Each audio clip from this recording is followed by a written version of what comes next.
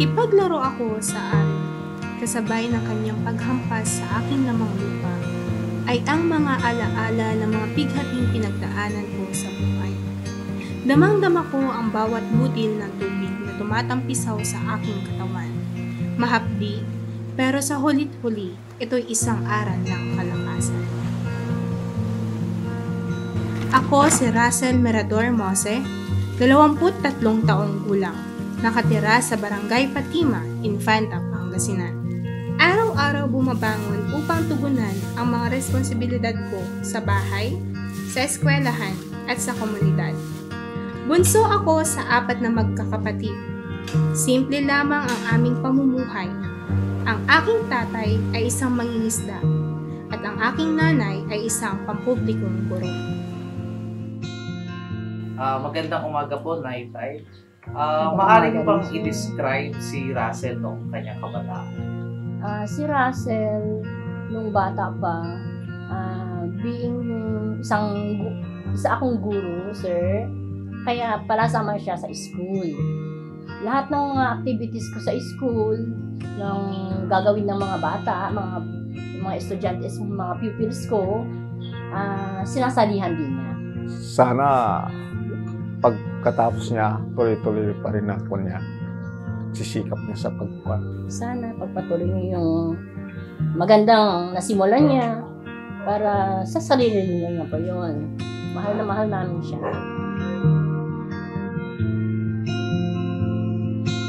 Namunod ako sa propesyon ng aking ina. Madalas, noong ako ay bata, paborito ko ang pagsama sa school ni Mama. Nakakasalamuha ko ang kanyang mga estudyante at kapwa guro. At natuwa ako dahil iba ang nadadala ng paligid ng paaralan. Masaya, bukas sa pagtanggap at mapayapa. Pero hindi pala lahat ng panahon.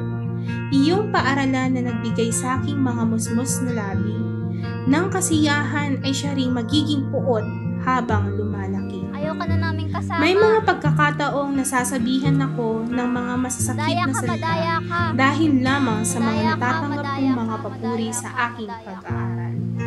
Hindi ko maintindihan noon ang salitang madaya, pero yan ang madalas nilang kinukutya sa akin. Madaya, kesyo kilala ako sa paaralan. Madaya, kesyo ang nanay ko daw ay guro. At habang tumatagal, mas hindi nagiging malinaw ang salitang iyon. Ma-da-ya.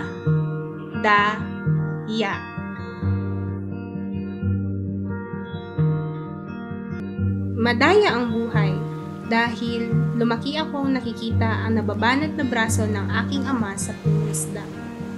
Hindi ko maatim ang hirap ng pinagsamang puyat at pagod upang may maihain lang kami sa hapagkainan. Madaya ang buhay dahil mas pinili ng aking mga kuya ang samahan ng aking ama at wag na ipagpatuloy ang pag-aaral para sa aming pamilya. At madaya ang buhay dahil kailangang pagpawisan ng aking ina mula sa paghahanda ng almusal sa umaga hanggang abutan siya ng hating gabi para lamang gampanan ang lahat ng mga aral para sa susunod na araw.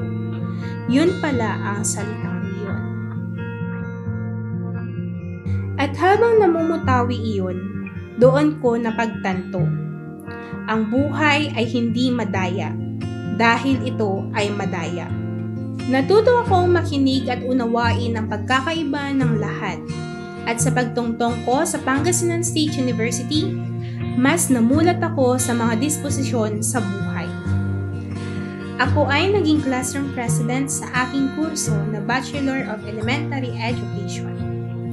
Bilang isang freshman, ako ay walang ideya kung paano nga ba ang college life. But, PSU Infanta opens the door to a wider opportunity for the students like me. Ako ay naging classroom president at overall chairman sa aming English Festival. Ako rin ay napabilang sa Supreme Student Council as Vice President for Communication sa loob ng 3 taon at mas pinamulat sa akin ng PSU na ang isang student leader ay laging handa sa lahat ng bagay.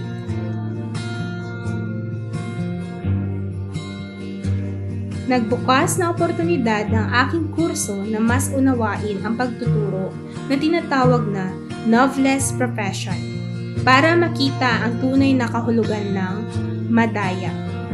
At bilang isang future teacher, nais kong ibahagi sa mga batang nahihirapan at nakakaranas ng diskriminasyon na kabilang sila sa mga kinakailangan ng ating komunidad para sa pagbabago. Very good. Understand our lesson.